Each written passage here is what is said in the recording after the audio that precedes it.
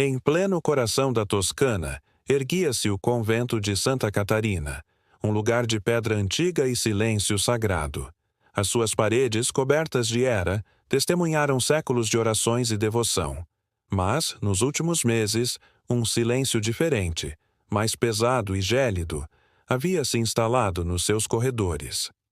Era o silêncio do medo. Tudo começou com a chegada da irmã Agnes. Ela veio de um mosteiro distante no norte, transferida sob circunstâncias que ninguém conhecia ao certo. Era alta, com um rosto que parecia esculpido em mármore e olhos tão escuros que pareciam absorver a luz ao seu redor. A sua presença era imponente e a sua devoção quase fanática. Ela passava horas em oração, de joelhos no chão frio da capela, murmurando preces que ninguém conseguia compreender. No início, as outras freiras admiravam a sua piedade. Mas essa admiração logo deu lugar a uma inquietação crescente. A irmã Agnès raramente falava, e quando o fazia, a sua voz era um sussurro baixo, como o roçar de folhas secas. Ela olhava para as outras com um julgamento silencioso, como se pudesse ver os seus pecados mais secretos.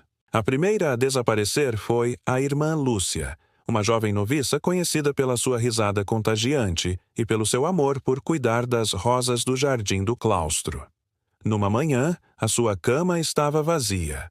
Procuraram por todo o convento, chamaram o seu nome até as suas vozes ficarem roucas, mas ela simplesmente se tinha evaporado. A Madre Superiora, uma mulher idosa e pragmática, acalmou a comunidade, sugerindo que talvez a jovem tivesse tido dúvidas sobre a sua vocação e partido durante a noite. Mas um arrepio percorreu o convento. As portas de carvalho maciço estavam sempre trancadas à noite. Ninguém entrava nem saía. Poucas semanas depois foi a vez da irmã Teresa. Ela era a cozinheira do convento, uma mulher robusta e de bom coração. Foi encontrada na despensa, caída entre sacos de farinha, com o rosto pálido e os olhos abertos, fixos num terror que só ela vira. O médico local, um homem idoso que conhecia todas as freiras pelo nome, declarou que fora um ataque cardíaco. Mas as freiras que a encontraram sussurravam sobre outra coisa. Sussurravam sobre a marca escura no seu pescoço, quase escondida pelo seu hábito, uma marca que parecia uma contusão. O medo começou a tomar forma. As freiras começaram a evitar os corredores escuros depois do anoitecer. Os cânticos na capela soavam mais fracos, tingidos de apreensão. E os olhares, antes cheios de fraternidade, agora carregavam suspeita. Todos os olhares recaíam sobre a irmã Agnès. Ela parecia alheia ao pânico crescente, à sua rotina inabalável. Mas, à noite, algumas freiras juravam ouvir passos lentos e deliberados no corredor, parando momentaneamente em frente às suas portas antes de continuar. A irmã Helena, uma jovem bibliotecária, decidiu que não podia mais viver naquela angústia. Ela era curiosa por natureza e não acreditava em coincidências. Começou a investigar discretamente a irmã Agnès. Durante o dia, enquanto Agnès estava em oração, Helena vasculhava o seu quarto minúsculo e austero. Não encontrou nada fora do comum, apenas um crucifixo, uma Bíblia e um diário com a capa de couro preto. A sua caligrafia era impecável, mas as palavras eram perturbadoras.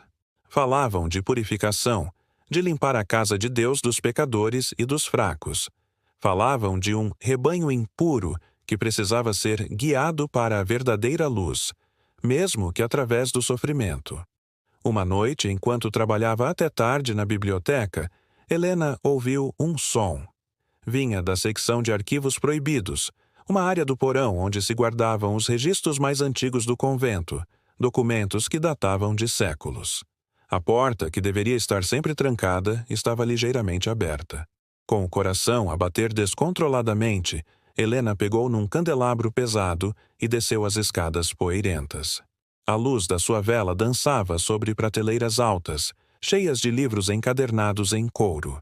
E ali, no fundo da sala, estava a irmã Agnès. Ela estava ajoelhada em frente a uma parede de tijolos, a murmurar as suas preces incompreensíveis. Mas não estava a rezar para Deus. Estava a rezar para a parede. Com as mãos, ela afastava um tijolo solto, revelando uma cavidade escura lá dentro.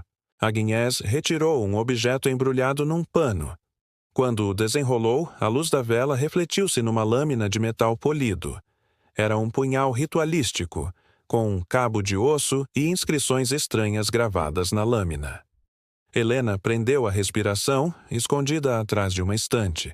O seu sangue gelou. De repente, Agnès ficou em silêncio.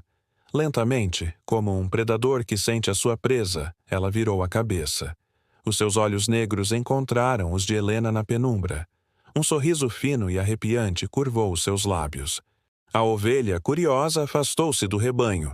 Sussurrou Agnès, a sua voz ecoando na sala silenciosa. Viestes para a purificação, minha irmã? Ela levantou-se, o punhal na mão, e começou a andar lentamente na direção de Helena. Cada passo era deliberado, medido. Helena recuou, o candelabro a tremer nas suas mãos. Irmã Agnès, o que está a fazer? Isto é loucura? Gaguejou ela. Loucura? Repetiu Agnès com uma calma aterradora. Não, minha irmã. Isto é justiça divina. Este convento tornou-se um refúgio para os fracos e os impuros. A irmã Lúcia era vaidosa, mais preocupada com as suas rosas do que com a sua alma. A irmã Teresa era gulosa, o seu corpo um templo para o pecado da carne. Eu sou apenas o instrumento da limpeza. Ela avançou mais rápido. Helena, em pânico, atirou o candelabro pesado contra Agnès. O objeto atingiu-a no ombro, fazendo-a cambalear e largar o punhal, que caiu no chão com um som metálico. Helena não esperou. Virou-se e correu, subindo as escadas a tropeçar, gritando por ajuda. Correu pelos corredores escuros, o eco dos seus próprios passos a assustá-la. Atrás dela, ouvia os passos rápidos e implacáveis de Agnès. Não podes fugir da vontade de Deus, Helena! Gritava a voz dela cada vez mais próxima. Helena correu para a capela, esperando encontrar segurança no lugar sagrado. Empurrou as portas pesadas e correu para o altar. Mas a capela estava vazia, iluminada apenas pela luz da lua que entrava pelos vitrais. O silêncio era absoluto. Por um momento, ela pensou que a tinha despistado. Então, ouviu o rangido lento da porta da capela a fechar-se. A tranca de ferro deslizou para o lugar. Estava presa.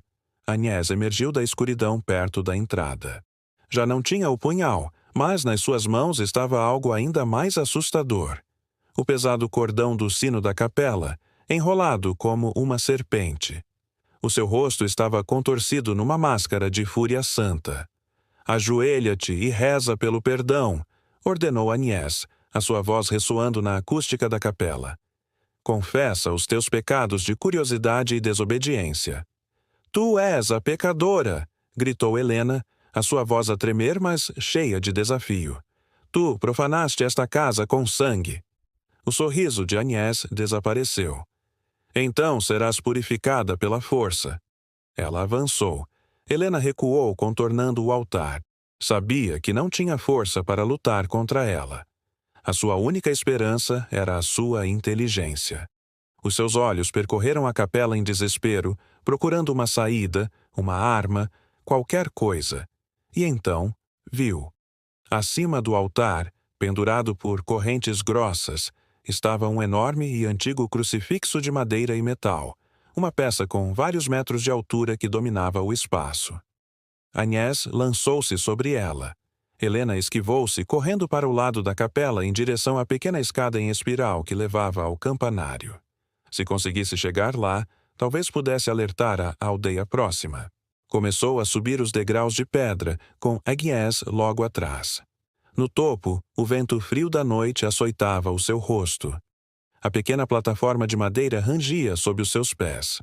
Abaixo, as luzes da aldeia pareciam estrelas distantes. Agnès subiu atrás dela, bloqueando a única saída. O fim da linha, minha irmã, disse Agnès, desenrolando o cordão.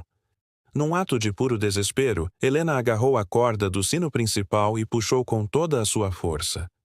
Um som ensurdecedor ecoou pela noite. Um dong profundo e ressonante que abalou a própria torre. Puxou outra vez e outra o som do sino a clamar por ajuda. Agnès tapou os ouvidos, irritada com o barulho. Silêncio! Gritou ela. Lançou-se sobre Helena, tentando arrancar-lhe a corda das mãos. As duas lutaram na pequena plataforma perigosamente perto da beira. Helena era mais pequena, mas a adrenalina dava-lhe uma força que não sabia que tinha.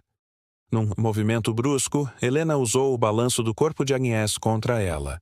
Agnès perdeu o equilíbrio. Os seus olhos escuros arregalaram-se, não com fúria, mas com surpresa. Por um instante, ela agarrou-se ao parapeito de pedra, os seus dedos a escorregar. Helena viu o rosto dela, o fanatismo a dar lugar ao medo puro e humano. Com um último grito, Agnès caiu. O som do seu corpo a atingir o pátio de pedra lá embaixo foi abafado pelo toque contínuo do sino, que Helena continuava a puxar uma e outra vez como um autômato. As luzes começaram a acender-se no convento. As portas abriram-se. As freiras, acordadas pelo sino, saíram para o pátio, as suas faces pálidas de sono e confusão. E ali viram o corpo quebrado da irmã Agnès.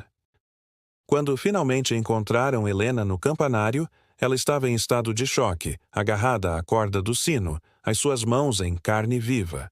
Ela foi levada para a enfermaria, onde contou a sua história terrível.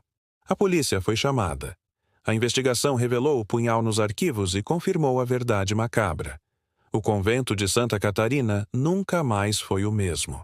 As portas foram abertas, a história contada, e a comunidade de freiras acabou por se dispersar, as suas vocações abaladas para sempre. O convento ficou vazio. As suas paredes de pedra a guardar a memória da irmã Agnès, a freira que, na sua busca por uma purificação distorcida, se tornou a mancha mais negra na história sagrada daquele lugar.